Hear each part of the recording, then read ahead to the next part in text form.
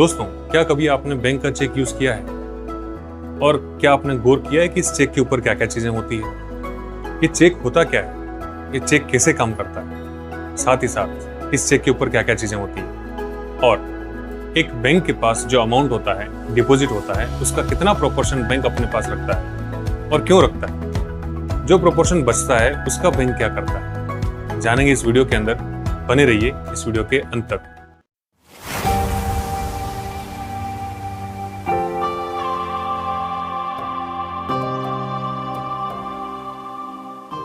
Hello friends, my name is Sohan Singh Sarangdev. स्वागत करता हूं आपके अपने चैनल सोशल विजडम जेबीएन। आज फिर हमारी मुलाकात हुई एक नए वीडियो के साथ और आज का वीडियो क्लास 10th की इकोनॉमिक्स का जो थर्ड चैप्टर है, मनी एंड क्रेडिट, उसका पार्ट नंबर 3 है। इस वीडियो के अंदर अपन आज क्या क्या पढ़ेंगे? आज का जो हमारा फर्स्ट टॉपिक रहेगा डिपॉजिट्स विद बैंक्स, और इसमें हम लोग समझेंगे डिमांड डिपॉजिट्स, साथ ही साथ एक चेक कैसे काम करता है, चेक पेमेंट्स, और उस चेक में क्या क्या चीजें होती है। और नेक्स्ट टॉपिक रहेगा हमारा लोन एक्टिविटीज ऑफ बैंक्स। इसमें हम समझेंगे कि एक बैंक के पास में जो डिपॉजिट होता है उसका कितना प्रोपोर्शन बैंक अपने पास रखता है और बाकी जो प्रोपोर्शन बचता है उसका बैंक क्या करता है, और बैंक का जो सोर्स होता है इनकम का वो क्या होता है। देखिए, कोई भी पर्सन अगर उसके पास एक्स्ट्रा अमाउंट है, सरप्लस अमाउंट है, तो वो उसको बैंक में डिपॉजिट करता है। बैंक यहाँ पर उस अमाउंट को एक्सेप्ट करेगा, साथ ही साथ उस पर्सन को वहां पर इंटरेस्ट भी मिलता है उस डिपॉजिट के ऊपर। तो यहां पर देखिए, हम शुरू करते हैं डिपॉजिट्स विद बैंक्स में। People deposit their extra cash in the banks and bank accept the deposits and also pay an amount as interest. मतलब कि बैंक यहां पर उस डिपॉजिट को एक्सेप्ट भी करेगा और साथ ही साथ यहां पर उसको इंटरेस्ट भी मिलेगा उस अमाउंट के ऊपर जो उसने जमा किया है। नेक्स्ट है हमारे पास डिमांड डिपॉजिट्स, डीडी। डीडी का मतलब कई बार अपन ये भी समझ बैठते हैं कि ये डिमांड ड्राफ्ट है, लेकिन डिमांड ड्राफ्ट ये नहीं है। आपके इस चैप्टर के अंदर डिमांड डिपॉजिट है, डिमांड ड्राफ्ट से अलग है। डिमांड ड्राफ्ट क्या होता है, एक बार आप इसको समझें। डिमांड डिपॉजिट क्या होता है? देखिए, डिमांड डिपॉजिट्स में हम लोग देखेंगे people can withdraw their deposits on demand, hence this deposits are called demand deposits. अगर हम लोग हमारी डिमांड के अकॉर्डिंग, रिक्वायरमेंट के अकॉर्डिंग अगर बैंक से मनी विड्रॉ करें तो उसको अपन क्या बोलेंगे? डिमांड डिपॉजिट बोलेंगे। मींस ऑन डिमांड अगर अपन विड्रॉ कर रहे हैं मनी को तो इसको अपन क्या बोलेंगे? सिंपली डिमांड डिपॉजिट बोलेंगे। डिमांड ड्राफ्ट एक अलग चीज होती है। डिमांड ड्राफ्ट के अंदर डिमांड ड्राफ्ट को बैंक इशू करता है और यहां पर कुछ भी इशू करने वाली चीज नहीं है। जब भी रिक्वायरमेंट है तब आप पैसा बैंक से निकाल लो। और अगर अपन इसको चेक से कंपेयर करें तो चेक और डिमांड ड्राफ्ट में क्या डिफरेंस है ये अपन आगे देखेंगे। आगे बात करते हैं अपन। नेक्स्ट है हमारे पास चेक पेमेंट्स। देखिए, चेक क्या होता है? एक पेपर होता है सिंपली, लेकिन ऑथराइज्ड होता है। चेक के थ्रू हम लोग क्या कर सकते हैं? ट्रांजैक्शंस को सेटल कर सकते हैं। देखिए, चेक के अंदर क्या होता है? Cheque simply you can say cheque is a paper, और ये क्या करेगा? ये बैंक को इंस्ट्रक्ट करेगा टू पे a specific amount. Specific amount आप लोग जानते हैं, अपन और इसके बारे में समझ लेंगे। From a person's account to the person in whose name the cheque has been issued. देखिए, चेक एक ऐसा पेपर है जो बैंक को इंस्ट्रक्ट करता है कि एक स्पेसिफिक अमाउंट उस पर्सन के अकाउंट से दूसरे पर्सन के अकाउंट में ट्रांसफर कर दिया जाए। ये होता है चेक। देखिए, एक चेक के अंदर क्या क्या चीजें होती है उसको अपन वन बाय वन जानने की कोशिश करेंगे, जो कि आपको यहां पर नीचे भी दिखेगी। देखिए, इसमें फर्स्ट चीज क्या होती है? द नेम ऑफ पे, a person who receives money.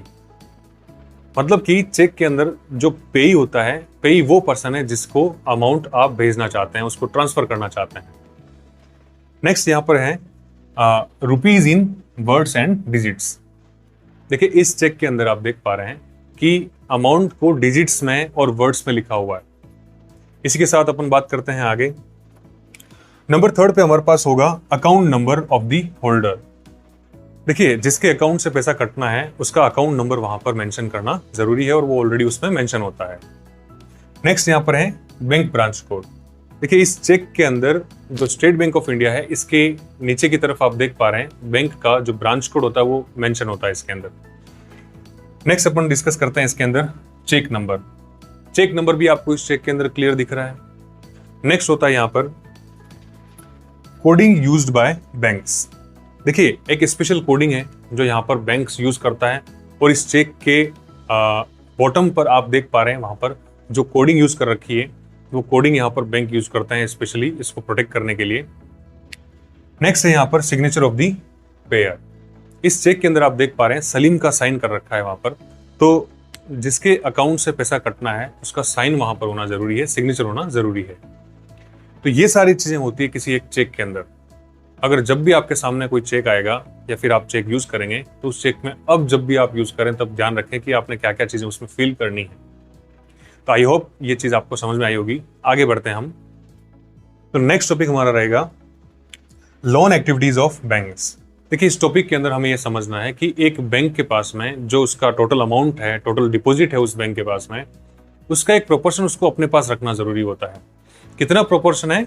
तो ये प्रोपोर्शन आपको मिलता है अबाउट 15%। मीन्स टोटल जो उसके पास अमाउंट है उसका लगभग 15% अपने पास रखना जरूरी होता है। क्यों जरूरी होता है? इसके पीछे रीजन बड़ा सिंपल है। देखिए जब भी हम लोग हमारा पैसा बैंक में जमा करवाते हैं तब हम किसी भी समय उस पैसे को विड्रॉ कर सकते हैं ऑन डिमांड। लेकिन जरा सोच के देखिए कि अगर हम बैंक गए और बैंक ने हमें पैसा देने से मना कर दिया और ये कहा कि अभी हमारे पास कैश नहीं है, अभी हमारे पास पैसा नहीं है, तो फिर क्या सिचुएशन बन सकती है यहाँ पर? तो इस सिचुएशन से बचने के लिए यहाँ पर बैंक क्या रखते हैं अपने पास में? कैश रखते हैं। टोटल अमाउंट का, टोटल डिपॉजिट का 15% अपने पास कैश रखना जरूरी होता है। क्यों? क्योंकि उसके जो कस्टमर्स हैं, डिपॉजिटर्स हैं, ये डिपॉजिटर्स कभी भी जा सकते हैं अपना अमाउंट विड्रॉ करने के लिए। सबको अपनी अपनी जरूरतें होती है, रिक्वायरमेंट्स के अकॉर्डिंग अपन मनी विड्रॉ करते हैं। जब भी मनी विड्रॉ करने के लिए जाएंगे तो हम यही सोच कर जाएंगे कि बैंक में हमेशा हमारे लिए पैसा पड़ा है, इसलिए यहाँ पर बैंक अपने पास ये अमाउंट रखता है। बाकी जो अमाउंट बचता है उस अमाउंट का बैंक क्या करता है? ऑब्वियसली यहाँ पर बैंक लोन्स भी देते हैं। इसको अपन यहाँ पर समझेंगे। ये जो आपको दिख रहा है, इस पूरे सिस्टम को अगर अपन समझ गए तो हमें ये चीज समझ में आ जाएगी कि बैंक कैसे फंक्शन करेगा। साथ ही साथ हमें ये भी पता होगा कि जो बैंक का मेन सोर्स ऑफ इनकम है वो क्या होता है। तो डिस्कस करते हैं इसके अंदर अपन। देखिए यहाँ पर बैंक्स की जो भूमिका है इसको अपन समझते हैं। सबसे पहले अपन इधर देखते हैं जो डिपॉजिटर्स होते हैं, जो बैंक में पैसा जमा करवाते हैं।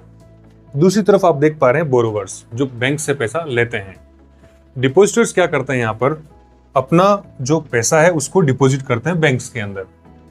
पैसे को डिपॉजिट करेंगे बैंक के अंदर, साथ ही साथ बैंक उसके ऊपर क्या देगा? इंटरेस्ट देगा, जो कि अपन ऑलरेडी समझ चुके हैं। हमने हमारा पैसा बैंक में जमा करवाया, उसके ऊपर बैंक इंटरेस्ट देगा। ये सिस्टम आपको इस तरफ देखने को मिल रहा है डिपॉजिटर्स के अंदर। उस तरफ अगर अपन देखेंगे जो बोरोवर्स होते हैं, बोरोवर्स मतलब कि जो लोन लेते हैं, है ना, ये बोरोवर्स क्या करते हैं? लोन लेते हैं बैंक से, है ना, बैंक से लोन लेंगे। साथ ही साथ जब इस लोन को रीपे करेंगे तब रीपे करते समय बैंक उनसे इंटरेस्ट रेट चार्ज करेगा। तो जो लोन अमाउंट है उसको इंटरेस्ट के साथ रीपे करना होता है। अब आप समझें थोड़ा इसको। डिपॉजिटर्स को जो रेट मिल रही है, इंटरेस्ट रेट, और यहाँ जो लोग इंटरेस्ट रेट दे रहे हैं बैंक को, दो इंटरेस्ट रेट का जिक्र हुआ है यहाँ पर। पहला जो बैंक इंटरेस्ट रेट देता है लोगों को, दूसरा जो लोग इंटरेस्ट के साथ अपना अमाउंट जमा करवाते हैं बैंक को।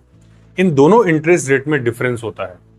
मीन्स लोगों से जो इंटरेस्ट रेट लेता है और लोगों को जो इंटरेस्ट रेट देता है उनमें डिफरेंस होता है, और यही डिफरेंस होता है बैंक की इनकम का सोर्स। देखिए इसमें देखते हैं अपन the difference between what is charged from borrowers and what is paid to the depositors is the main source of income. जैसे मान लेते हैं कि आपने कुछ अमाउंट जमा करवाया बैंक के अंदर और बैंक उसके ऊपर आपको इंटरेस्ट रेट दे रहा है। कितना दे रहा है? तो ये 5 से 6% आप इसको मान सकते हैं। 5 to 6% ये आपको मिल रहा है। लेकिन अगर किसी ने लोन लिया है बैंक से तो उसको कितना इंटरेस्ट रेट देना पड़ेगा?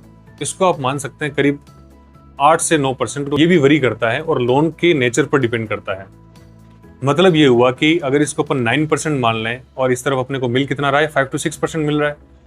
ये जो 3% का डिफरेंस है, ये 3% का डिफरेंस बैंक की जो इनकम होती है उसको दिखाता है।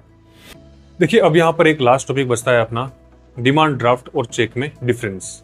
डिमांड ड्राफ्ट यहाँ पर बैंक इशू करेगा और जो चेक होता है उसको कस्टमर इशू करता है। कस्टमर का साइन होता है और चेक इशू हो जाएगा।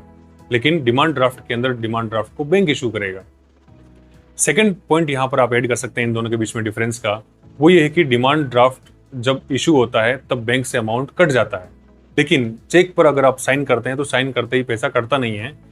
तो उस चेक को आप बीच में रोक भी सकते हैं, लेकिन डिमांड ड्राफ्ट को बीच में नहीं रोका जा सकता, बिकॉज अमाउंट इसमें पहले ही कट चुका होता है। और डिमांड डिपॉजिट्स को अगर अपन फिर से देखें तो डिमांड डिपॉजिट्स में सिंपल ये था कि जो अकाउंट में हमारा पैसा पड़ा है उसको ऑन डिमांड जब भी हम विड्रॉ कर रहे हैं उसको अपन क्या बोलेंगे, डिमांड डिपॉजिट बोलेंगे। डिमांड ड्राफ्ट अलग है, चेक अलग है और डिमांड डिपॉजिट अलग है। उम्मीद करता हूं ये तीनों चीजें आपको समझ में आ गई होगी। तो इस वीडियो में इतना ही। वीडियो अगर आपको पसंद आया हो तो वीडियो को लाइक करें, अपने फ्रेंड्स के साथ इसे शेयर करें और वीडियो आपको कैसा लगा कमेंट बॉक्स में कमेंट कर जरूर बताएं। साथ ही साथ इस चैनल को सब्सक्राइब करना ना भूलें और बेल आइकन पर क्लिक जरूर करें, सो दैट मेरा जो नेक्स्ट वीडियो है वो आप तक जरूर पहुंचे। मिलते हैं नेक्स्ट वीडियो में। Thank you very much, bye bye.